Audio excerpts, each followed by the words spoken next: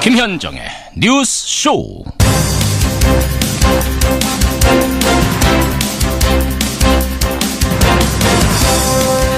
애청자 여러분, 편안한 연휴 보내고 계십니까? 정말 끝날 것 같지 않던 연휴의 끝이 이제는 보이네요. 벌써 금요일입니다. 추석 특집으로 꾸며드리고 있습니다. 김현정의 뉴스쇼 추석 특집도 오늘이 마지막 시간인데요. 마지막까지 꾹꾹 눌러서 오늘 풍성하게 준비했습니다. 1부는 가을 남자 영화평론가 오동진 씨와 함께 가을 여행, 가을 영화 여행 떠나고 있는데요. 이제 2편 남겨놓고 있습니다. 어떤 영화들을 골라오셨을지 잠시 후에 만나보시고요.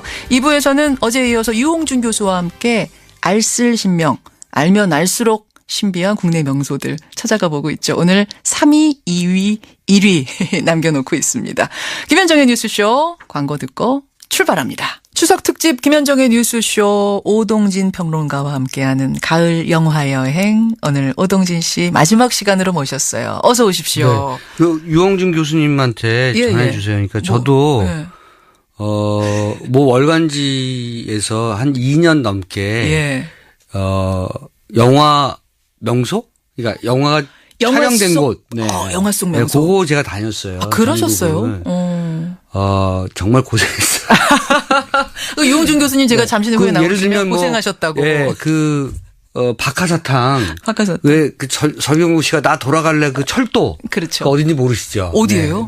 네, 충북 어디 있어요. 그 철도 찾아서 그 올라가서 똑같이 사진 찍고 곳곳을 다니고 있다고 꼭 전해 주시기 바랍니다. 꼭 전하겠습니다. 유홍준 교수가 진짜 많이 다니신 분인데 그분이 고른 5곳이 나오고 있어요. 네네네. 이따 가면서 꼭 들으시기 바랍니다. 네, 알겠습니다. 예. 네. 오동진 씨는 그리고 영화 얘기를 해주셔야 돼요. 네. 가을 영화. 네. 오늘 첫 번째 영화는 뭡니까? 더 테이블이죠. 요거 안 할 수 없어요. 그리고 더 테이블. 이 작품 제가 굉장히 소품으로 봤는데 기억이 오래 남고요.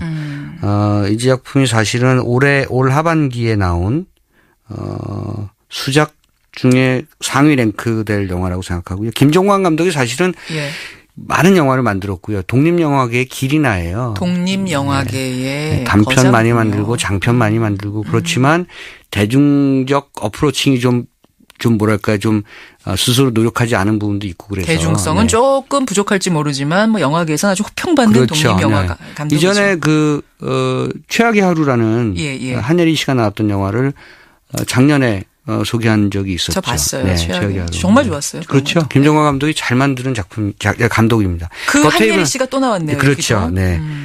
좋아하는 배우는 계속 쓰게 돼 있어요. 감독이. 그렇군요. 네. 그러니까 이제 얼터 에고 이런 페르소나 이런 표현이 나오는 거죠. 자신의 페르소나. 그렇죠. 또 다른 나. 그렇죠. 그래서 아마 김종관의 페르소나는 한예리이지 않을까 이런 생각들을 요즘 합니다만 어쨌든 더 테이블은 더 테이블을 사이에 두고 테이블 하나를 사이에 두고 만난 남녀 4쌍에 대한 얘기입니다. 정유미, 정은채, 한예리, 임수영 순으로 나오죠.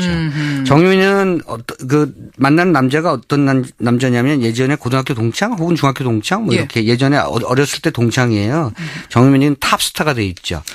그런데 탑스타 된 상태에서 예전에 남자친구, 대학 때 사귀던 남자친구다 정말. 대학 때. 네, 대학 때 잠깐 사귀던 남자친구. 그러니까 지금은 헤어진 전 그렇죠. 남친을. 전 남친을 만나서. 스타가 돼서 그렇죠. 왜 만났어요? 스타가 돼서 옛 남친. 만나고 싶어 해서 만난 거예요. 누가? 남자애가. 근데 여자는 자기가 스타로 살지만 과거에 순수했던 그런 시절을 잠깐 생각하면서 그리고 그 남자가 괜찮았으니까 혹시나 하는. 만났는데 아닌 거예요. 이 남자가. 만난 목적이 따로 있었어. 어떤 겁니까? 사진 한 장 찍자는 거죠. 뭐 이런 거. 이런 인증샷 나 그렇죠. 스타랑 옛날에 사귀었어라고 아무리 동료들한테 말해도 동료들이 믿질 않는데요. 그래서 나랑 사진 한 장 찍자. 한마디로 찌질남 요새 말로. 속물근성의 남자가 된 거죠. 그러니까 남자와 여자가 제가 어제 소개해드린 예감은 틀리지 않는다처럼 스스로가 갖고 있는 과거의 기억이 다르게 편집돼 있고 예전엔 제가 나를 좋아했거나 내가 쟤를 좋아했는데라고 했지만 사실 다시 만나보니까 꼭 그랬던 것은 아닌 거죠.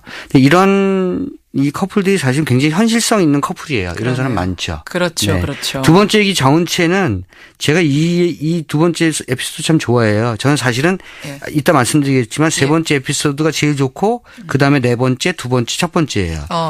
두 번째 정은채 씨가 만난 남자는 한 4개월쯤에 하룻밤을 같이 잤어요. 그냥 만약에 요새 말로 원나잇 스탠드를 한 거죠. 너무 좋았던 거예요. 괜찮은 거야 이 남자가. 예. 참 짧게 막 파편적으로 만난 것 같아요. 불꽃 튀듯이 네, 하루 만났는데. 자세한 얘기는 안 나와요. 그 예전에 얼마나 만났는지 아주 잠깐 만나고 남자가 여행을 떠나버린 거예요. 그 뭐 티벳 이런데. 잠깐 만났는데 그 다음에 장거리 여행을 가버렸어요. 그렇죠. 그리고 나 여행 갔다 올게 이런 거예요. 그러니까 여자가 제일 황당한 게 뭐냐면 남자가 자기를 사랑하는 것 같고 나도 저 남자한테 푹 빠지는 것 같은데 갑자기 남자가 여행 갔는데 그럼 대부분 여자들은 자기도 준비하려고 그럴 거 아니에요. 그렇죠. 어딜 같이 가야 되는지. 근데 혼자 간대. 이제 사랑이 막 시작됐는데 혼자 간대. 그럼 진짜 그 남자는 가망 없어요. 이게 짜증나는 경우네요. 이 근데 이제 그럼 그것도 용서해. 뭐 혼자서 또 남자가 또 고독을 씹을 수도 있겠지. 뭐. 또 티벳 같은 데 간다고 하니까 또 새로운 어떤 인생의 전기를 마련하려고 저러나 보다 이러거든요. 그래서 보냈어요. 뭐 티벳하고 막 유럽도 간 거야 보니까. 근데 그 4개월 동안 연락을 한 번도 안 하는 거야. 4개월 동안 연락 두절? 그러고 만난 거예요? 그 4개월 후에 와서 이제 만난 거야. 여자 짜증날 거 아니야. 그러니까 여자는 헤어지려고 나온 거예요. 근데 또 마침 이 남자가 작전이었는지 어쩐지 그 4개월 전에 잘 때 자기 방에 시계를 풀어놓고 갔네? 그게 돌려줘야 되는 거예요? 아니, 돌려줘야죠. 이제 시계 돌려주러 나온 셈이에요. 나온 셈이고 그래서 가망이 없구나. 이 남자는 도대체 이런 남자가 있을 수 있나. 사랑하는데. 근데 아직도 여자의 이 표정에는 이 남자에 대한 그 미련이 있어. 화를 내고 있지만 짜증 내고 있지만 그렇죠. 사랑의 감정은 남아 있고. 그렇죠. 그래서 일말의 뭔가에 어떤 희망이 있는 거예요. 요 얘기를 담고 있어요. 아니 근데 왜 특별히 이 에피소드가? 근데 이 뒤가 좋아요. 뒤가 어떻게? 젊은이들답게 이뻐요. 얘네들은 이렇게 사랑하겠구나. 약간의 이렇게 요 밀당 귀엽다. 요즘 젊은이들의 사랑. 남자가 사실은 사랑하는 거였구나. 아하. 근데 이제 아이들답게 젊은이들답게 표현이 좀 서투르고 그러니까 넘겨지는 오해와 편견이 있는 거예요. 그러니까 조선말은 끝까지 들어야 된다고. 사실 남자가 뭔가 하고 싶은 얘기가 있는데. 아니 왜 4개월 동안 연락 안 했는지가 나와요? 뒤에 나오죠. 네, 사실은 더 깊은 있군요. 거예요. 이유가 있어요. 있군요. 그 얘기하지 마세요. 그렇죠. 이 얘기 이뻐요. 그래서 저는 그 정은채라는 배우가 사실 홍상수 영화에 많이 나왔는데 이 영화에서는 이 에피소드에서 카메라가 대부분 클로즈업이에요. 그러니까 잠깐 투샷, 그러니까 그 풀셔트 잠깐 정도 나오고 대부분 원샷으로 계속 클로즈업을 왔다 갔다 해. 정은채와 남자 배우. 이유가 있습니까 그것도? 왜냐하면 그 안에 있는 내밀한 그 감각이 사실 중요하잖아요. 심리. 그러니까 이 남자가 나를 좋아하는 걸까? 이런 거.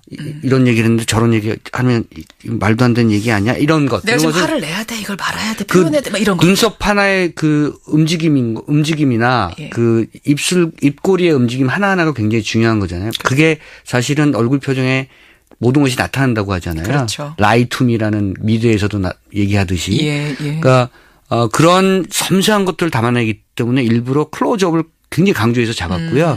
그런데 배우가 그것을 견뎌내야 되거든요. 정은채가 해내요. 부담스러운 거죠, 상당히. 아니, 배우한테. 아주 섬세한 연기해야 돼요. 아주 섬세하게. 손끝 하나, 뭐 떨림 하나, 뭐 아까 말씀드린 눈가에 그렇죠. 흐르는 뭐 이런 전율 같은 동공의 확대나 뭐 이런 등등까지도. 그래서 두 번째 에피소드가 기술적으로 굉장히 완성된 영화 부분이라고 생각하고요. 세 번째는 한예리. 특이해요.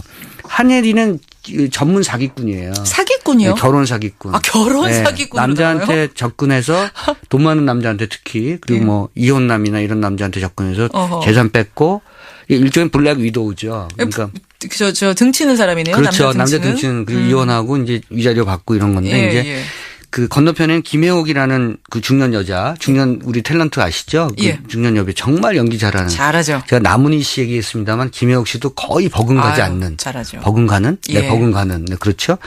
김혜옥 씨는 뭐냐면 사기꾼이긴 사기꾼인데 하늘이보다는 약간 떨어져요. 뭐냐면 엄마 역할, 결혼식장에서 가짜 엄마 역할 전문 사기꾼이에요. 그러니까. 그 두 사람이 왜 만났어요? 근데 카페에서. 이 한혜리가 자기가 결혼을 하니까 엄마 역할을 해달라는 거예요. 그게 처음엔 또 다른 사기인 줄 알았어요.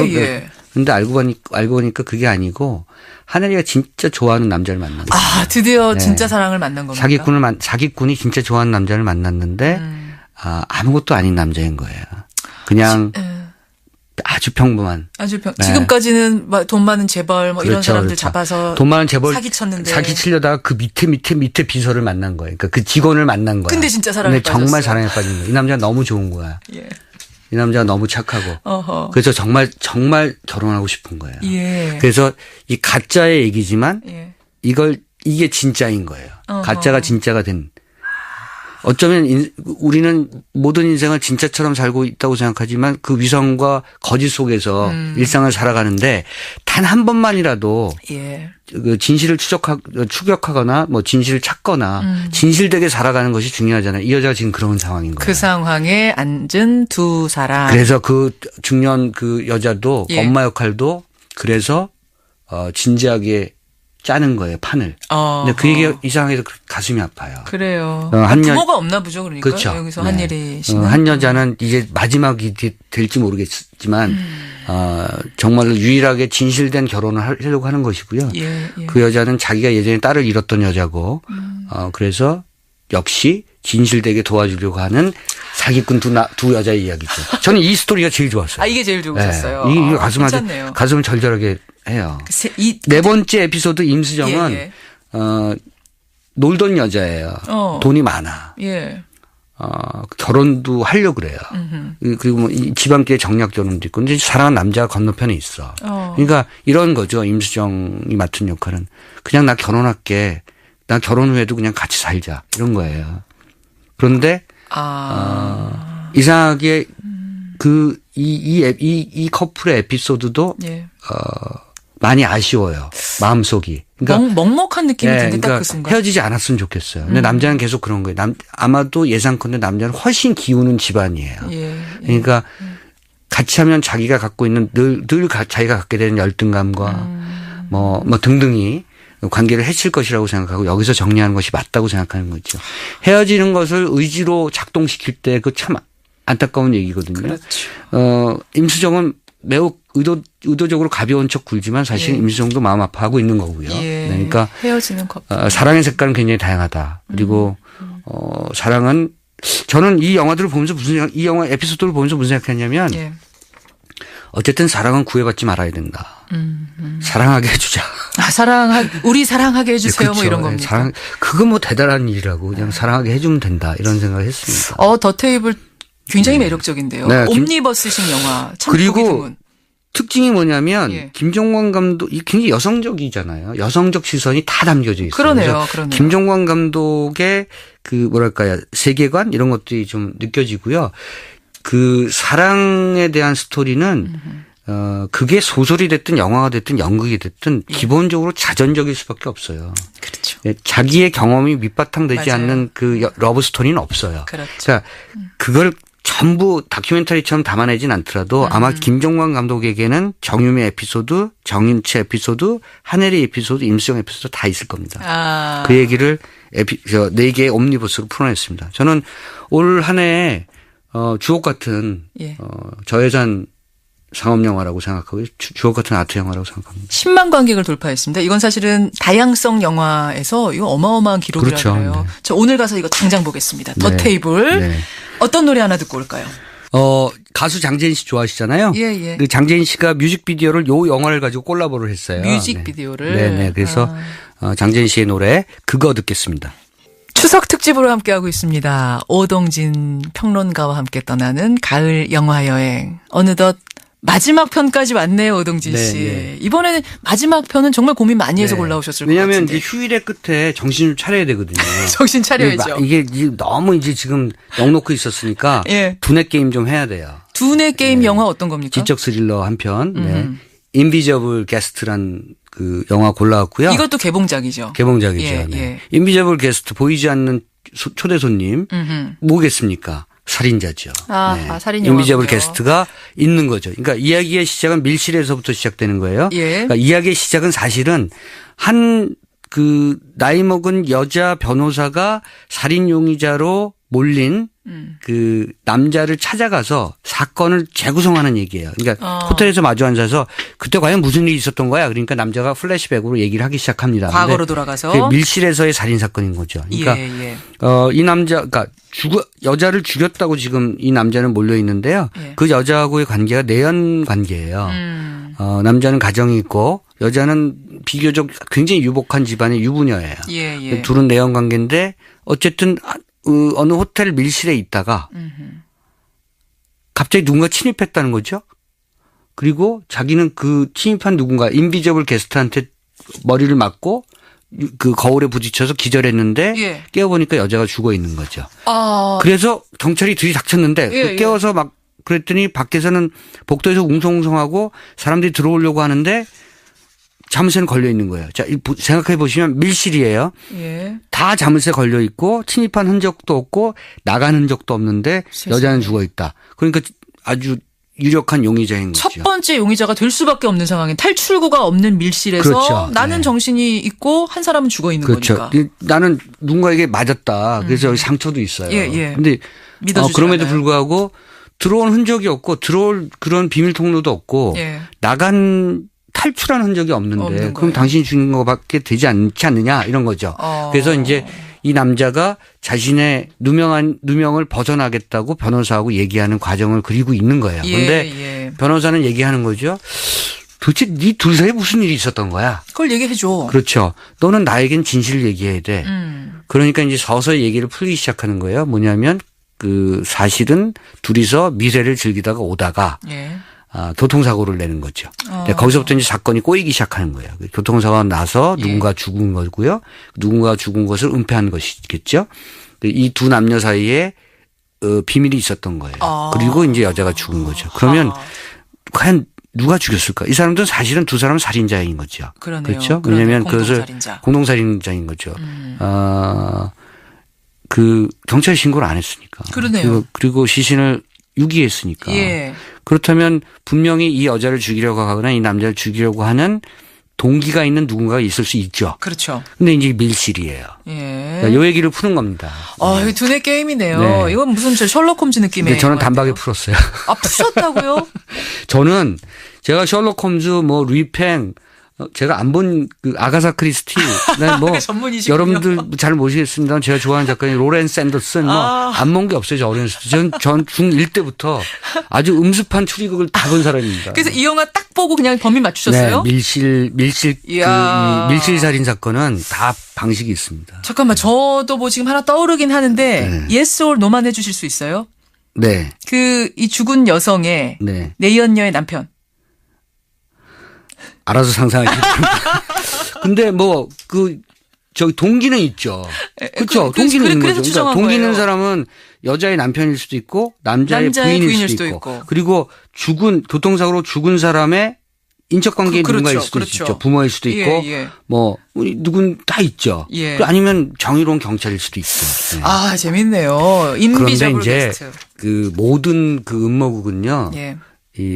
너무 복잡하게 보시면 답을 잘못 고르세요. 틀렸는 모양이네요, 제가. 상상해 보시면 되고요. 너무 단순하게 고르시긴 했어요, 정말. 그러니까요. 그러니까 앞으로 앵커만 하시고 이제 형사 쪽으로 이런 쪽은 가시면 안 돼요. 탐정 쪽은 안 되겠습니다.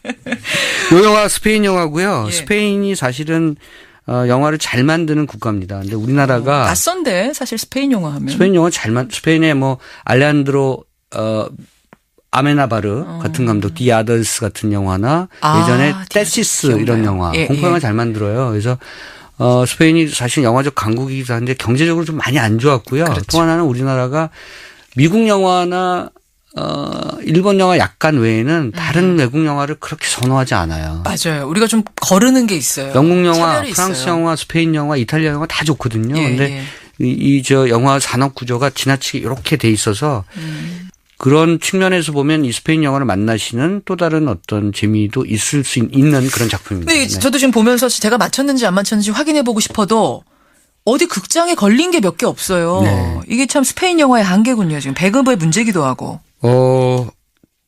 아침에 건데요, 요즘. 이 영화 수입사 사장께서 저한테 이제 카톡으로 이런 황당한 일이 있습니까? 라면서 보냈는데 이제 아침 시간에 건 거죠. 조조 이런 걸로. 그렇죠. 그러니까. 특히 이런 살인극을 극장 경영하시는 분들 그 정도 생각해 주셔야지. 아침 밥도 안 먹었는데. 아침에 걸고 오후에는 다른 블록버스터 그렇죠. 뭐 이런 거. 왜냐하면 요새 이제 킹스맨이 있거든요. 그런 거 걸고. 그렇죠. 이게 지금 보라는 겁니까 말라는 겁니까? 라는 얘기가 그래서 나오네요. 이제 제가 지금 휴일 다 끝물이니까 극장 괜히 가시는 거 어려우시다면 며칠 기다리시면 이런 VOD나 IPTV 서비스 나오니까 그때 좀 보시고요. 요거 살짝 밤에 예. 연인끼리 보시면 예. 요거 약간 치맥 분위기로 보시면 좋아요. 아, 그런 느낌. 그것도 이게 살짝 한 잔 먹어가면서. 아, 연인 아니어도 부부도 괜찮잖아요. 그렇죠. 부부는 요새 영화를 잘 같이 안 보는데. 요새 보나요? 그렇긴 하네요. 네, 그렇죠. 네, 거실에는 보통 남편 혼자 있지 않나요? 같이 있지 않네요. 같이 있지 않죠. 네. 이번 명절에는 좀 같이 있어 보세요. 굳이 뭐. 여기까지 하겠습니다. 네네. 오동진 씨와 함께한 가을 영화 8편인데 저는 정말로 다 마음에 들거든요. 네. 다 마음에 들었습니다. 정말 잘 골라주셨고요. 골고루. 다음 명절을 또 기대하면서. 네. 다음 명절 때는 미사일 위기도 없기를 바라고요. 예, 이제. 미국 대통령이 좀 재선이 안 되고 다른 대통령 됐으면 좋겠고. 이런 정치적인 발언까지 네. 거침없이 하시는 오동진 씨. 그게 매력입니다. 고맙습니다. 네, 감사합니다. 네.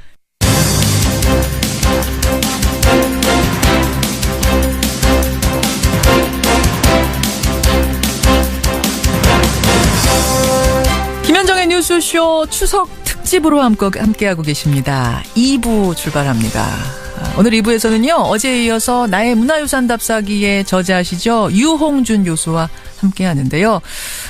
국내의 신비한 명소 베스트 5 이름하여 알쓸신명 알아두면 쓸모있는 신비한 명소들을 여러분들께 소개하고 있습니다. 어제 첫 시간 베스트 5, 4, 5위, 4위 두 곳 공개했는데도 뭐 어제 방송만 들으시고 또 당장 짐 싸서 가야겠다 이런 분들 많으셨을 거예요. 그런데 오늘은 무려 3위, 2위, 1위입니다. 예. 오늘은 정말 짐을 안 싸고는 못 빼길 만한 세 곳을 여러분께 소개해 올리겠습니다. 광고 들으시고요. 유홍준 교수님 만나보죠. 추석 특집 김현정의 뉴스쇼 2부 나의 문화유산 답사기의 저자세요. 명지대학교 유홍준 석좌교수 어제에 이어서 오늘도 나와주셨습니다. 어서 오세요 교수님. 네, 안녕하세요. 알아두면 쓸모있는 신비한 명소 알쓸신명 베스트 5. 어제 어떠셨어요? 나로서는 참 고르기 힘든 거. 예. 내 자식 같은 그 속에서 5만 고른다는 게 힘든데. 힘드시죠. 그래도 단양의 온달산성하고 국립 부여박물관 어제 고르셨어요. 왕사터 사리함 그거는 아마 실망 안 했을 거예요. 그러니까요. 어제가 5위하고 4위 듣고도 반응이 뜨거웠는데 오늘 3위, 2위, 1위, 1, 2, 3위는 도대체 어떤 게 나올지 굉장히 궁금합니다. 근데 어제도 우리 교수님이 소개해 주셨듯이 수다채시잖아요. 수다채. 굉장히 하실 말씀이 많은 분이세요. 그래서 오늘 이 세 군데를 이 시간 안에 다 어떻게 소개해 주실까 저는 걱정돼요. 그래서 주저없이 그냥 바로 들어가겠습니다. 네. 빨리빨리 들어가겠습니다. 네. 알쓸신명 베스트 3위는 어디입니까? 화순 운주사를 꼽았어요. 화순으로 갑니까? 네, 화순 전라남도 화순이요. 아하. 여기는 제가 아직까지 문화유산 답사기 10권 속에 쓰지 않았어요. 소개가 안 된 곳이에요. 나는 안 했어요. 사람들은 많이 뭐 알고 있고 좋아하는 그 팬들이 있는데 운주사는 정말로 그 우리나라의 수많은 사찰 중에서 가장 독특한 그 사찰이고. 아니 정말 유서 깊은 사찰이 얼마나 많은데 여기를 유독 고르신 이유가 뭘까요? 예, 본래는 지금 뭐 현대 절이 있지만은 고려 시대 때 만들어지고 나서 오랫동안 폐사가 됐다가 이제 다시 그 새절이 들어와서 그 뭐 스님의 향기도 있습니다만은 폐사가 된 그 상태를 갖고 얘기를 하면은 여기는 천불천탑동이라고 해서 탑이 1000개 불상이 1000개가 한 곳에 설치미술처럼 모셔 있는 곳인데. 진짜 1000개가 있어요? 근데 옛날 일제강점기에 세키노 다다시가 찍은 사진을 봐도 한 120개 정도의 탑하고 그 불상이 있었는데 지금 현재 아마 70개의 탑이 그 골짜기에 그 배처럼 생긴 그 운주사 할 때 주자가 배주자로 쓰기도 하거든요. 그렇군요. 거기에 구름이 머물러 가서 운주사라고 하기도 하지만은 이 배가 움직이는 것 같은 배 모양의 탑이 탑이 지금 현재만도 70개가 쭉 서 있고 예. 그다음에 불상이 예. 마치 브랑쿠지 조각 같은 식의 예. 납작한 인면에 겨우 이목구비와 손 모양 돼 있는 거가 쭉 서 있는데 그러니까 굉장히 민중적인 그 사찰이었어요. 민중적이라고요? 표현 쓰는 이유는 예. 석굴암처럼 위대한 분 한 분의 속에 그 권속을 거느리고 있는 게 아니고 예, 예. 동등한 가치를 갖고 있는 크고 작은 가족 같은 예. 그 불상들이 쫙 서 있는 거죠. 신동국여지 승담에 보면은 이제 1000기가 있었다라고 네, 그렇죠. 표현이 돼 있는데 지금은 한 70기, 나머지는 다 어디 갔습니까? 뭐 누가 가져가기도 하고 파손되고 폐사된 동안에 예. 그렇게 됐겠죠. 그래. 뭐 그거는 어느 나라나 유족들이 그렇게 되는데 아쉽네요. 다 그대로 남아 있었으면 대단했을 텐데. 뭐 지금이라도 또 복원을 하려면은 할 수 있는 건데 지금만 갖고도 굉장해요. 지금은 석탑 12기, 석불 70기 이렇게 남아있네요. 이것도 대단하긴 하네요. 대단해요. 그리고 가보면. 그게 그냥 전시장에 있는 게 아니라 골짜기에. 골짜기에 이게 탁 있어서 머리 상상으로 그려보면은 시뮬레이션 해보면은 예. 이 설립 과정을 보면은 예. 여기에 천불 천탑동을 세우면 서울이 일로 온다라고 하는 속설을 가지고 사람들이 모여서 이걸 만들었다는 거예요. 그래요? 근데 서울이 온다고 하는 게 무슨 뜻이에요? 혁명이 일어난다는 뜻 아니에요. 그렇게 되네요. 네, 그렇죠. 그렇게 되네요. 여기가 수도가 된다 이런 뜻이니까. 거죠. 그러니까 그러한 열망을 갖고 있는 사람들이 너도나도 그 모여가지고서는 이 불상을 1000개를 만드는데 마지막에 큰 그 언덕바지 있어요. 언덕바지에 와불이라고 불리는 누워있는 불상, 입상과 자상 두 분이 있어요. 그분을 일으켜 세우려고 그러는데 닭이 꺾여 우는 바람에 일으켜 세우지 못하고 서울도 오지 않았다. 이것이 전설입니다. 전설이 내려오는. 이게 화순 운주사군요. 그 이 많은 석불 석탑은 도대체 누가 만든 거예요? 그거 신비하죠 지금도. 그때 무슨 열정으로 해서 이렇게 했는지. 그러니까 그 석불 석탑 하나는 그렇게 멋있다고 얘기할 수 없어요. 하나는 그 모양이 다 달라요? 아니요. 거의 같아요. 거의 같아요? 동그란 얼굴에 긴 몸체. 거기에 손 이렇게 해서 덮어쓰고 코 있고 눈 있고 입 있는 호떡처럼 납작하고. 호떡처럼. 그러니까 하나 단독으로 보면은 뭐 그렇게 멋있다는 느낌이 안 들 텐데. 왜냐하면 거기가 이쪽에 일종의 그 편마음 비슷하게 넓적한 돌로 이렇게 잘라지니까 이렇게 화강암을 다룬 게 아니라 넓적한 돌을 이렇게 톡톡 쳐가지고 대충 형상만 만들었는데 이 동어반복적인 그 것의 설치의 미학은 굉장히 현대적인 거예요.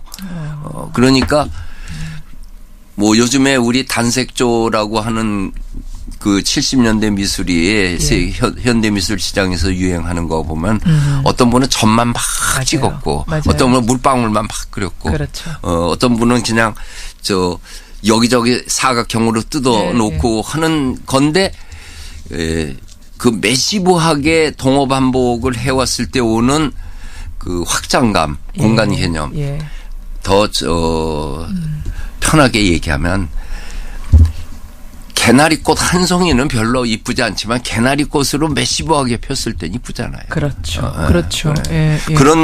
그런 점에서 의미가 있고 그다음에 아까 얘기했던 서민적이고 민중적인 거. 그 지배층의 그 사찰이 아니고 민중 신앙적인 것이 합쳐졌다고 하는 거죠. 의미가 있는 곳이네요. 엄청 커요. 그리고 굉장히 현대적이네요. 해석을 지금 듣고 보니까. 그러니까 요즘 현대미술 보면 정말로 규칙성을 굉장히 중요하게 보잖아요. 그래서 뭐 저게 무슨 미술이야. 저건 나도 그리겠어라고 하지만 그 안에 엄청난 의미가 담겨 있는 건데 바로 이곳이 그런 곳이다. 네, 그렇죠. 거기에 가서 느껴지는 그 에너지, 그거는 다른 어떤 사찰에서도 느낄 수 없는 거죠. 저는 화순에 몇 번 가봤는데 이 운주사에 이런 의미가 있는 줄 알았으면 벌써 한번 가서 구경했을 텐데. 그 운주사 바로 앞에는 옛날로 가면은 예.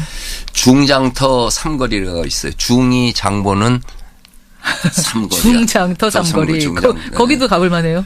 바로 그 앞에요. 예, 예. 옛날에 스님들이 예. 그 필요한 게 있잖아요. 차도 있고 뭐 그렇죠. 저 뭐 옷도 있고 하면은 그들이 물물 교환하기 위한 장이 서는 거가 운주사 바로 앞쪽에 있는 중장터 삼거리예요. 예. 거기에서 한쪽으로 가면 나주 불회사, 예. 한쪽은 화순의 쌍봉사, 하나는 운주사. 그리고 스님의 장은 예. 보름날 열려요. 달빛에 또 가야 되잖아요. 그렇군요. 지금도 장이 열려요, 지금? 아니, 안 지금은 열려요. 아니에요. 네. 그 삼거리 바라보면서 옛날에 그 장터도 한번 상상하고 화순, 운주사 여러분 강추합니다. 특히 미술 쪽에 뭐 저 소양이 있으신 분들, 관심 네. 있으신 분들은 꼭 한번. 그럼 뭐 이미 갔다 왔을 거고요. 갔다 오셨겠군요, 그분들은. 네. 미처 못 갔다 온 분들 화순으로 한번 오늘 떠나보시죠. 자, 일단 베스트 5 중에 3위 화순 운주사 소개하면서 교수님 목 아프시죠? 아니 괜찮아요. 네, 노래 듣고 해요. 노래 잠깐 듣고 2위 가겠습니다. 김동규가 부릅니다. 10월의 어느 멋진 날. 추석 특집 김현정의 뉴스쇼 2부 유홍준 교수와 함께 국내 곳곳을 우리 여행하고 있습니다. 그냥 여행하는 거 아니고요. 교수님이 추천하는 신비스러운 명소 여기는 한번 꼭 가봐라. 순위를 따라서 가고 있는데요. 이제 2위와 1위만 남겨놓고 있습니다. 유홍준 교수님. 네. 2위 네. 어디 골라오셨어요? 난 경주 중에서 대능원을 한번 천천히 의미 있게 보면은 참 그 사람들이 신라 고분을 더 사랑할 거라고 생각해요. 드디어 나왔군요. 경주. 전 경주가 왜 안 나오나 했는데 경주를 골라 오시면서 그 중에서도 첨성대도 아니고 석굴암도 아니고 안압지도 아니고 대릉원을 골라 오셨어요. 네. 이게 어디가 대릉원 어디입니까? 저 황남대총 하고 천마총 있는 곳을 대능원이라고 우리가 이름을 천마총 있는 곳. 네, 천마총이에요. 그 신라 시대에 그 여러 왕릉들이 모여 있는 거기 말씀하시는 그렇죠. 거죠. 네. 거기를 대릉원이라고. 그렇죠. 거기 지금 무덤 몇 개나 있습니까? 일제 강점기에 그 신라 고분들을 이제 1년 번호를 매겼어요. 그 155개예요. 다운타운 안에. 와, 그러니까. 다운타운 안에만, 네. 시내 안에만. 네. 그리고 경주 시내에 있는 그 바깥에 있는 거 말고 시내에 있는 155개 고분은 신라 천년의 그 왕조 속에서 거칠게 얘기해서 AD 300년에서 500년 사이, 200년 사이의 지배층의 묘역이었어요. 그 이전에는 그렇게 큰 고분을 만들 능력이 없었고 그 이후에는 왕손이라고 해서 그렇게 크게 무덤 만들 이유가 없었고 왜요? 이제 불교라고 하는 그 새로운 신앙 형태로 이데올로기가 형성되면서 이 위세를 부리기 위해서 이렇게 크게 하는 그것이 사라져가는 거죠. 그렇죠. 그 155개 중에서 신라 왕릉이 다 그대로 있는 게 아니고 그 무너져 가지고서는 그냥 빈 자리만 남은 것도 상당히 많았죠. 근데 신라의 무덤은 그 고구려 백제하고 전혀 달랐어요. 어떻게 다른가요? 고구려하고 백제는 어찌됐든 지상에서 돌방이 되든 벽돌방이 되든 집을 짓고 시신과 부장품 안치하고 문 닫고 벽화를 그리든 안 그리든 하고 봉분을 해놨단 말이에요. 그렇죠. 그러면 세월이 지나서 봉분이 무너지면은 이 문짝이 열리면은 그 속에 있는 거 그냥 갖다가 되는 거고 뭐 갖다 쓰기도 하고 훔쳐가기도 하고 뭐 나무꾼이 비 오면 거기서 피하기도 하고 뭐 그런 식이었죠. 그리고 지금도 어디 있는지 모르는 것도 있고요. 맞아요. 근데 신라는 밑에 땅을 파서 그것도 뭐 3m, 5m 파서 거기에 시신을 안치하고 그다음에 부장곽을 그만큼 만들어서 유물을 넣고 너를 얹고 그다음에 자갈로 다 덮고 자갈까지. 그리고 자갈로 이렇게 봉분을 만든 다음에 흙으로 봉분 만든 게 지금 우리가 보고 있는 거예요. 그래서 왕릉이 무너지고 나면은 예. 자갈밭이 됐어요. 그러네요. 그 밑에는 그대로 있는 거죠. 참 지혜롭네요. 어쨌든 그리고선 세월이 이제 지났단 말이에요. 예. 지금도 저 봉황대라고 불리고 있는 무덤은 엄청나게 큰데 제일 큰데 예, 아직까지 손 안 대고 우리가 황남대총이라고 부른 거 있잖아요. 예, 천마총 앞에 있는 거. 그렇죠. 황남대총이 쌍분인데 부부 합장묘예요. 아하. 그 길이가 120m. 120m나 됐습니까? 폭이 80m. 와. 그리고 봉분 하나는 23m, 하나는 24m의 높이가. 아니 누가 거기 지금 들어가 있는 사람들은 누구예요? 모르죠. 지금 황남대총 주인공 어떻게 몰라요. 마리깐인데 120m짜리 묘를 만들 정도 사람은 어떤 사람이었을까? 그 시절에. 저 진시황릉이나 저 파라오는 더 크니까 뭐 그거 할 필요는 없고 예. 어쨌든 그 시대에 최대 그걸 하기 위해서 만든 거고 1921년에 경주 이 대능원 바로 옆에 로동동 노소동이라고 하는 동네가 있어요. 그 동네 이름도 참 이상하게 졌어. 로동동? 아니 그 고분 있는데 가운데로 길을 내놓고 길 동쪽은 노동동 서쪽은 노소동이라고 이름을 지었어요. 그런 거예요? 네. 지금은 아마 중앙동이라고 우악스럽게 지었었죠. 그 노동동 노소동에 엄청나게 또 고분이 많아요. 봉황대도 거기 있어요. 그렇군요. 근데 그때 어떤 사람이 경주에 역이 생기고 뭐 하니까 요새식으로 치면은 어떤 집이 저 역세권이 형성이 돼서 한 집을 지하실을 파서 좀 이렇게 그 크게 지으려고 했는데 거기서 금관이 나왔어요. 그게 금관총이에요. 그게 어느 집 지하에서 저 땅에서 그래가지고 이건 세계적인 이 1500년 만에 햇빛을 본 거였어요. 그렇죠. 세계적인 고고학적 발굴이에요. 금관총에서 나온 유물이 만점이에요. 세상에. 네, 만점이잖아요. 금관. 그랬는데 그 옆에 또 무너진 거야. 그거를 해서 왔더니 금관이 또 나왔어요. 그게 금룡총이라고 해서 금방울이고 우리 저 교과서에서 배운 기마인물형 톡이라고 배웠죠. 배웠죠. 그게 그 금룡총에서 거기서 나온 겁니까? 그게 지금 몇 년도라고 하죠? 1921년, 23년. 그랬다가 이제 26년이 됐어요.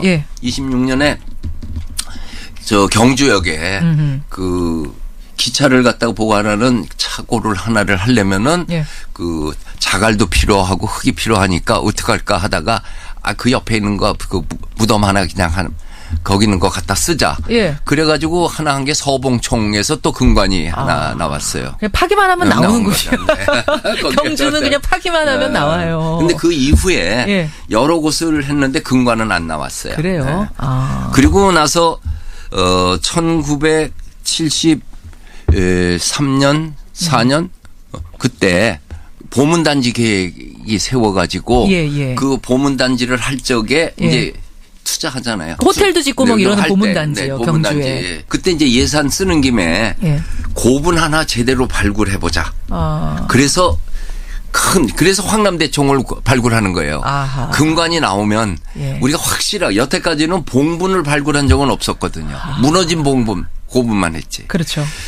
또 그때는 저 박정희 대통령 시절이기 때문에 그냥 청와대에서 지시하면은 그대로 했잖아요. 그렇죠. 그리고 그거 하면은 금관이 나온다는 전제하에 이 프로젝트가 나왔단 말이에요. 그래서 고고학자들이 금관이 나올 가능성이 가장 높은 이 황남대총을 발굴하기로 했어요. 120m에 80m의 높이 24m. 또 쌍분이니까 그랬죠.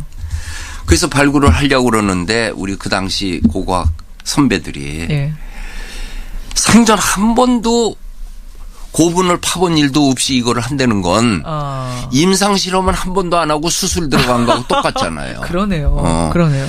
그래서 그 옆에 있는 155호분 조그만 고분이 하나 있었어요.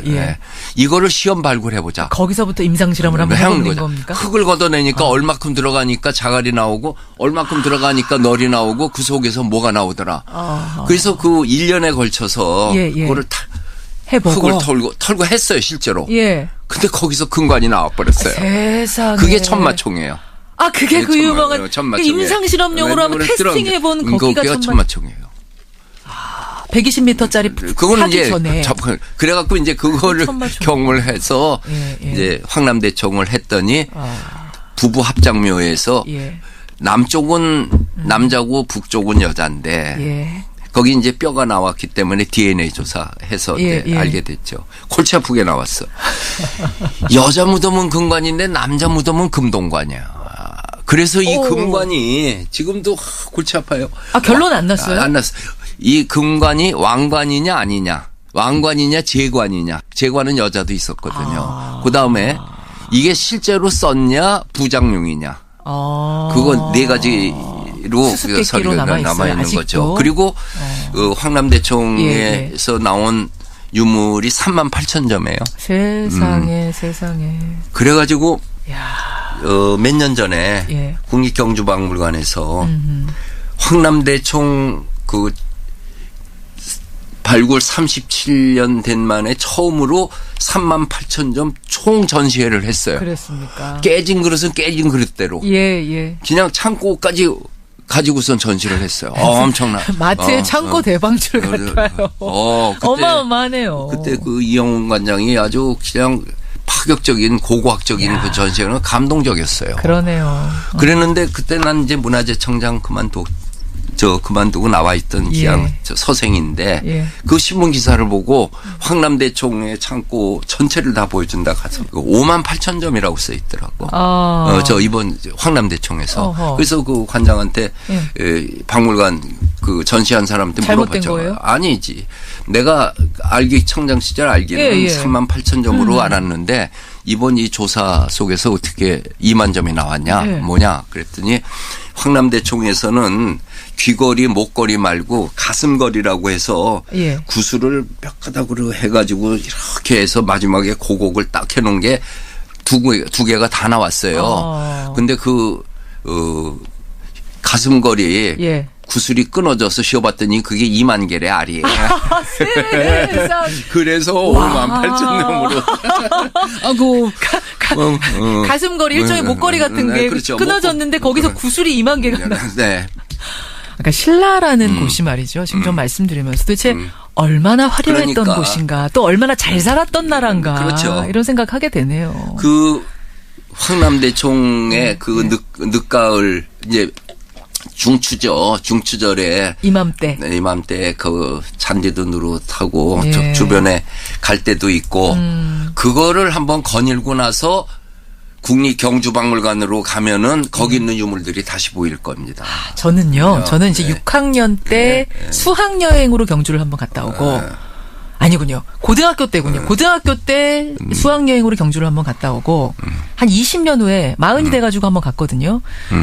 그렇게 다를 수가 없더라고요. 그러니까 어렸을 적에 갔던 수학여행은 뭐 가서 베개 싸움하고 아이들하고 장기자랑하고 이런 느낌의 경주였다면 40이 돼서 간 경주는 지금 교수님 말씀하신 그런 것들이 다 보이더라고요. 참 좋은 곳이더라고요. 내가 요즘에는 정보가 좀 어두울 수뿐이 없는데 내가 알기에는 천마총을 이제 가을에 보수한다고 들었거든요. 중순부터 지금 보수공사에 들어갔어요. 들어가서요. 내년 4월에 다시 그러니까 천마총은. 천마총은 뭐 들어가지 않아도 되니까 황남대총 있는 대능원. 자, 다시 한번 정리하겠습니다. 120m짜리 묘. 쌍분이 있는 거기가 황남대총. 자그마치 58,000개의 유물이 쏟아진 그곳. 그렇죠. 여러분 경주 가서 다른 곳은 못 가시더라도 거기는 꼭 한번 보시라는 거기가 말씀. 왜 황남대총이냐? 황남빵이 나오는 황남동이거든. 경주. 황남빵 여러분 아시죠? 황남대총 보고 황남빵 드시고 오시면. 황남 로타리에서. 그렇게 하면 되겠습니다. 저는 이제 40이 돼서 갔던 경주가요. 봄에 가서 벚꽃이 그렇게 좋았거든요. 그렇죠. 달밤의 벚꽃. 가을밤은 어때요? 가을밤은? 가을은 황룡사터. 거기에 경주를 설화벌이라고 그러잖아요. 그 설화벌의 유래가 여러 가지가 있는 중에 소의 벌의 준말이라고 하는 뜻이 있어요. 소의 벌? 소가 거기서 풀 뜯고 있는 벌판. 소의 벌. 김원령 선생은 그걸로 얘기해요. 그래서 경주 그 산내면 소고기, 그 아래에 있는 봉개, 또 언양 불고기 다 그. 그래서 저 가서 한우 먹었거든요. 그게 유명한 거군요. 소 키우는 게. 그 들판 소가 아니고 우리가 그냥 그 쓸쓸한 데에 코스모스 길로 해서 지금도 자전거 여행이나 또는 저 사진 찍는 데로는 경주가 최고죠. 높은 건물이 없잖아요. 일단 가서 보면 시야가 탁 트이고 그냥 마음이 환해집니다. 경주. 멀리 산이 이렇게 감싸지고. 너무 좋아요. 경주. 경주의 가을은 어떤지 저도 한번 가보고 싶은데 오늘 2위로 경주, 그중에서도 대릉원, 그중에서도 황남 대총을 집중해서 뽑아주셨습니다. 유홍준 교수와 함께하고 있습니다. 자, 노래 한 곡 또 듣고 갈까요? 네. 좀 밝은 노래 골라왔습니다. 여행 스케치의 여행 스케치. 추석 특집 김현정의 뉴스쇼 유홍준 교수와 함께하고 있습니다. 알쓸 신명, 알아두면 쓸모있는 신비한 명소들을 돌아보고 있는데요. 5위, 4위, 3위, 2위까지 돌아봤고 이제 대망의 1위 교수님. 대망의 1위는 어디를 꼽아보시겠습니까? 서울의 5대 궁궐을 꼽았어요. 야, 서울 왜 안 나오나 했는데 결국 1위로 결국 이 지역 감정을 어쩔 수 없는 거가 있어요. 고향이십니다. 유홍준 교수. 그거가 있고 그다음에 또 하나는 아주 그 현실적으로 이 추석 연휴에는 5대 궁궐이 다 무료 입장입니다. 5대 궁궐하면 경복궁, 창덕궁, 창경궁, 덕수궁, 경희궁까지. 근데 경희궁은 본래 무료고 그대에서 문화재청에서는 종묘를 5대 궁궐에 넣어가지고 관리를 해요. 종묘까지를. 그리고 종묘는 본래 예약 뭐 해야 되고 또 이 안내 따르고 하는데 종묘는 그냥 이번 이 기간 동안에는 예약 절차 없이 들어간다고. 종묘도. 좋은 기회네요. 그렇죠. 5대 궁궐을 구경할 수 있는. 무료 개방을 자유스럽게 할 수 있는 찬스 놓치지 마시라. 게다가 교수님이 최근에 이제 나의 유산 답사기 서울편 내셨잖아요. 그 책을 사실 읽고 가면 감흥이 더합니다. 그런 의미에서도 이 서울 5대 궁궐 오늘 1위로 꼽아 오셨는데 사실은 얼마 전에 저하고 짧은 인터뷰 하셨잖아요, 교수님. 그때 이런 말씀하셨어요. 서울이 세계에서 가장 궁궐이 많은 도시다. 사실 저는 그 말 듣고 좀 놀랐거든요. 중국도 있고 일본도 궁이 많은데 서울이 설마 세계에서 제일 많을까, 궁이? 그게 궁은 궁하고 궁궐은 다르거든요. 궁궐은 임금이 직접 통치를 했던 장소가 궁궐이라. 궁하고 궁궐이 달라요? 우리도 운영궁, 연희궁, 남별궁, 육상궁, 그거는 왕가의 집이란 뜻이죠. 그러니까 영어의 팰리스라든지 또 프랑스의 빨레라고 하는 거가 굉장히 많아요. 저 수십 개가 있죠.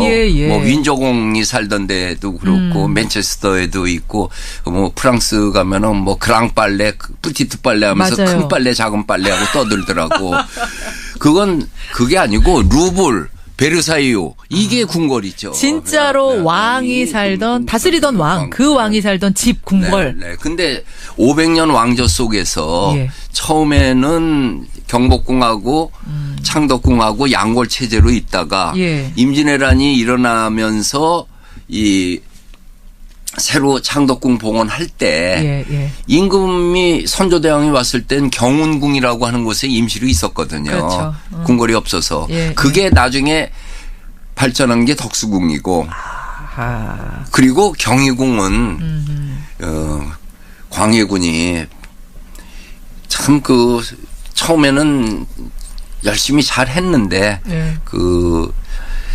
금나라하고 명나라의 갈등 속에서 그 균형자로서 외교 활동도 잘했는데 그 점쟁이한테 꼬임에 넘어가서 궁궐을 어마어마하게 공사를 한 것이 경희궁과 인경궁이에요. 그게 서궐이라고 하는 건데 결국 인경궁은 다 헐어서 창덕궁 복원하는 데 쓰고 경희궁만 남았는데 그 남아있던 경희궁을 일제강점기에 서울 중학교 일본인 전용 고등학교를 만들면서 다 파괴해버리고 그리고 80년대 와서 이제 복원해 놓은 게 현재의 모습이죠. 지금 거니까 복원한 거예요. 복원은 거기 서울고등학교가 있잖아요. 맞아요. 그리고 서울역사박물관 지금 들어가 있죠. 네. 그렇게 5개가 있습니다. 그러니까 왕이 살던 그 궁궐로 치면은 세계에서 가장 많은 궁궐이 있는 곳이 그것이 서울이다. 많다고 해서 자랑이라기보다 이 일본의 그 교토는 사찰 14개와 신사 3개를 합쳐서 동시에 유네스코 세계유산에 등재했고 중국 양자강 쪽에 수저우라고 하는 소주 거기에는 졸정원, 유원, 망사원 하는 9개의 정원을 유네스코에 동시에 등재해서 교토는 사찰의 도시, 수저우는 정원의 도시, 그러면 서울은 궁궐의 도시 5개를 함께 묶어서 그때 등재를 했어도 되는 건데 그냥 창덕궁 종묘만 하고 말았어요. 아쉽네요. 아쉬워요. 그때 문화 능력이 그것뿐이 안 됐어요. 97년 그때는. 다시 한번 추진하면 안 됩니까? 할 수 있죠. 그 에어리어 확장과 라인 재조정이라고 하는 게 있으니까. 근데 우리가 준비를 잘해야 돼요. 잘해야 돼요. 네, 떨어지면 그것도 좀 뭐 다시 도전하기도 어려운 거니까 서울의 5대 궁궐 묶어서 우리도 좀 궁궐의 도시로 서울을 브랜드화 시켜보면 어떨까. 그러니까 경복궁을 보는 기분하고 창덕궁의 아기자기한 거 보는 거. 그다음에 창경궁은 사실 편안하게 이렇게 궁궐을 산책할 수 있는 게 있어요. 그리고 덕수궁은 근대적인 게 있고. 그렇죠. 그리고 경희궁은 오는 사람이 없어서 역사박물관 보고 나서 그 뒤에 서울시 교육청 있는 그 뒤 언덕 있잖아요. 거기 혼자서 산보하는 사람들 많아요. 입장료도 없고. 그래요. 그리고 고독을 즐기는 분 있으면 거기가 앉아서 책 읽으시면 되겠네요. 경희궁 뒤로 가시면 되겠습니다. 고독을 즐기시는 분들. 그럼 경복궁, 창덕궁, 창경궁, 덕수궁, 경희궁이 다 비슷해 보이지만 각자의 개성이 다 있다는 건데. 그렇죠. 유홍준 교수께서는 개인적으로 베스트 오브 베스트를 꼽자면 어디? 창덕궁이죠. 창덕궁입니까? 그거는 내가 뽑은 게 아니고 역대 왕들이 경복궁보다 창덕궁에 더 오래 살았어요. 거기가 편해. 왜 그렇죠? 창덕궁이? 경복궁은 광화문 지나서 흑례문 지나면 근정문 지나면 근정전, 그 뒤로 넘어가면 사정전, 그 뒤로 강령전, 태원전, 남북 일직선상으로 쫙 서 있어서 굉장히 공적이고 오피셜해요. 근데 창덕궁은 도남문으로 들어가서 기역자로 꺾어서 진선문 들어가서 니은자로 꺾어서 인정문 들어가야 인정전이 있고 그 산자락을 따라서 그다음에 선정전이 있고 시정당이 있고 선정각이 있고 이렇게 옆으로 쭉 퍼지고 디자인적으로 훨씬 재미가 있는 곳이네요. 인간적인 곳이고 그런 의미에서 창덕궁 한국적이죠. 그러네요. 그 경복궁은 중국식 내지는 동양적인 거고. 중국 하면 여러분 생각나시잖아요. 이게 대륙의 풍모 이래가지고 쫙 뭔가 늘어서 있는 일직선의 느낌이라면 창덕궁은 아기자기함. 한국의 민현식 건축가가 얘기대로 창덕궁은 땅이 시키는 대로 집을 지었다는 거죠. 야, 멋있습니다. 5개의 궁궐 다 보기 힘드시다면 일단은 그럼 창덕궁부터 여러분 시작하시면 되겠습니다. 창덕궁. 그 창경궁 후원에 있는 연못이요. 춘당지. 여기도 산책하기 참 좋죠.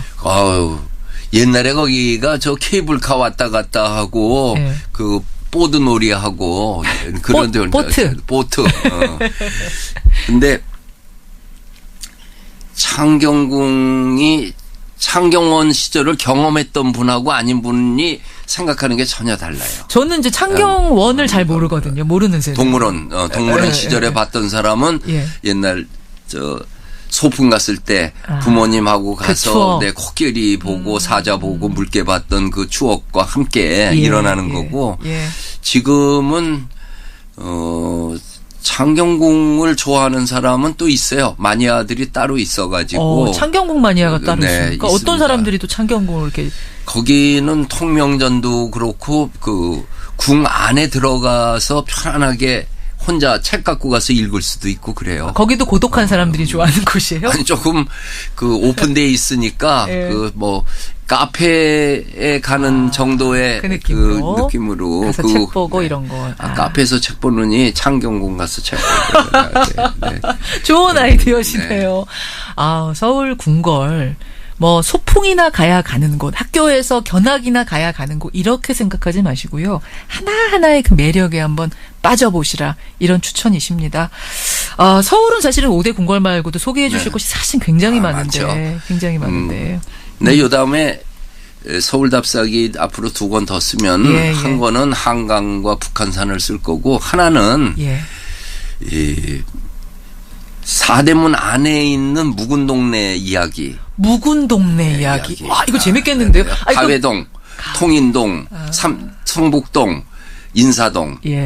아니 인사동이 언제부터 1990년 이후에 인사동이 지금 인사동이에요. 그렇죠. 지금 인사동. 90년 이전의 인사동은 지금하고 전혀 다른 인사동이고. 그런가요? 그래서는 저렇게 사람 있는 게 아니고 그냥 고서점하고 화랑하고 한정식 있고 그래서 예술가들 문화인들이 오고 또 신사들이 한정식 집에서 조용히 먹고 하여튼 굉장히 문기 있는 곳인데 시대의 흐름과 함께 고서점이 다 없어져 버리고 지금은 이제 관광 그리고 화랑들도 다 젠틀리피케이션에서 나가고 하지만 그래도 그 전통의 자치가 한 10m마다 하나씩 있거든요.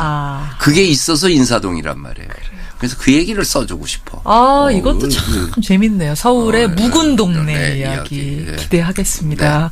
유홍준 교수와 함께 이틀간 우리가 국내의 신비한 명소 5군데를 돌아봤습니다. 베스트 5위는 단양의 온달산성, 4위는 국립부여박물관, 3위는 화순으로 갔죠. 운주사, 2위는 경주의 대릉원, 1위가 서울 5대 궁궐을 소개해 주셨어요. 막상 베스트 5 꼽고 나니까 여기도 하나 좀 넣어야 되는데 하는 곳 막 지금 갑자기 떠오르는 곳 없으세요? 많죠. 어디요? 한 군데 이름만이라도. 멀리 가실 수 있다면은 저 완도군에 있는 보길도의 고산윤선도 선생의 별장 세연정을 한번 가보시면은. 잠깐만요. 완도에 가서 배 타고 1시간 가면 보길도라는 곳이 있고 서편지를 찍은 청산도가 있잖아요. 그 옆에 있는데 오후가를 지은 고산 윤선도 선생이 제주도로 가려다가 거기 들려서 경치가 너무 좋아서 가지 않고 거기서 정자 우리나라의 정자가 정원이 갖고 있는 멋은 그 세연정 보길도를 안 가본 사람은 자격이 없어요. 그래요? 그 정도입니까? 담양에 있는 소세원하고 그리고 창덕궁의 후원하고 그리고 보길도 세연정 3개를 안 봤으면은 그건 무효예요. 보길도 세연정 시간이 조금 더 되신다면 여유가 되신다면 거기도 한번 꼭. 그러니까 베스트 6위였네요 여기가. 아니 6위가 아니고 별격. 6위로 꼽기엔 너무 억울해요. 억울합니까?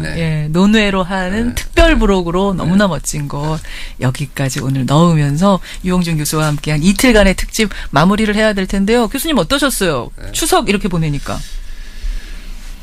재미있네요. 나는 이런 걸 계기로 해서 우리 국민들이 우리 문화재를 더 사랑하고 많이 가볼 수 있는 계기만 있다면 전도하는 마음으로 나와요. 문화재 전도사로서. 참 유홍준 교수께서는 뭐 글도 참 잘 쓰시지만 이 말씀하는 거 듣다 보면 저는 화면으로 이 기행 다녀오는 것보다 더 재밌어요. 참 재밌습니다. 꼭 한번 가보고 싶은 곳으로 만들어주시는 전도사입니다. 유홍준 교수와 함께 풍성한 추석을 보냈네요. 바쁘신데 나와주셔서 감사드리고요. 연휴 남은 기간도 여유롭게 복되게 풍요롭게 보내시기를 기원하겠습니다. 네, 반가웠습니다. 교수님 건강하시고요. 고맙습니다.